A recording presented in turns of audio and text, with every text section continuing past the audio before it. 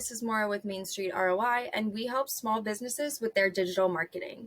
If you're running Google Ads to a business that depends on foot traffic or in-person sales, this video is for you. We are going to be talking about how to run ads within your local community in order to increase your ROI from your Google Ads. So the first place we're going to start is with your location targeting. As always, this is on the left side of your menu and under the Show More button. You can set this up when you are creating the campaign, and you can also alter it at any different point throughout your campaign's runtime. But I think this is one of the crucial steps to figuring out how to make your campaign run better in your community. So for this example, we're going to be talking about a coffee shop, and I am located in the heart of DC. So when I'm setting up my location targeting, there are a few things that I want to take into account. Population density. This also has a lot to do with, traffic, how far people are actually willing to travel. So in this example, I don't really think someone's going to drive 20 miles to come to my coffee shop from super far out, or in this case, possibly even a different state. They're going to pass multiple other coffee shops along the way. And I don't really know if my coffee shop has, that much of a value offering for it to be worth it for me to actually advertise that far out. So what I've done here is I've set up different overlapping location radiuses around the business address. And as your ads run over time, using these radiuses, you can kind of assess conversion rate and cost per conversion for each one of these. And that can help narrow down where your customers are actually coming from.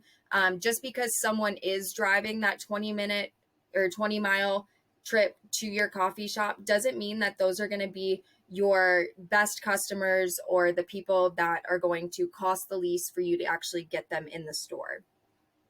So the next thing that we're going to talk about is actually the location extension asset. So what this does is this actually puts your Google My Business profile in conjunction with your Google Ads. So it allows your Google My Business profile to appear within map results at the top or bottom, very similar to how it would appear for a normal Google search. This is super important. You're going to set this up on the left side by going to Ads and Assets, and it's going to be under Assets. It's the location extension. So you connect your Google My Business, and then make sure while you're in there, you're only selecting the locations that you're targeting within each campaign or each account. So you want to be very specific about that. If you have multiple different locations and you're running multiple different campaigns, make sure you narrow it down so someone in a campaign for Washington, D.C. is not weirdly seeing location targeting for a location in Richmond, Virginia, or somewhere that's a little bit farther away.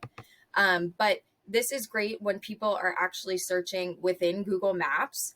If they're looking, coffee shop near me, if you're within that location radius, it's going to pop up as a search, and it's going to show the closest coffee shops to you. So obviously the closer the person is to the coffee shops, the more likely your ad is to actually appear.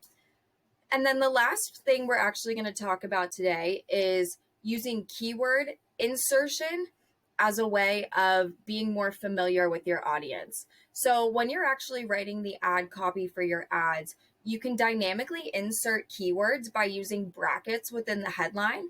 The way I like to use it the most is by using location insertion. So this means that I can define a general location and say coffee shop, and then dynamically insert in Washington, D.C.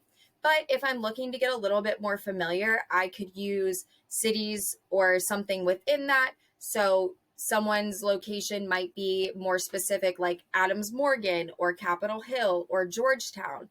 And it can be able to actually insert that in there. So when someone's searching, they know that you are a good option, a close option, and that you're familiar with the area. So it just kind of creates a little bit of extra rapport. So I know this is a lot that you can do, but honestly, all of these things are going to contribute to a better local campaign. If you have any questions, please reach out to us on our website, and be sure to grab a copy of our Google Ads checklist at the end of this video. Thanks. Bye.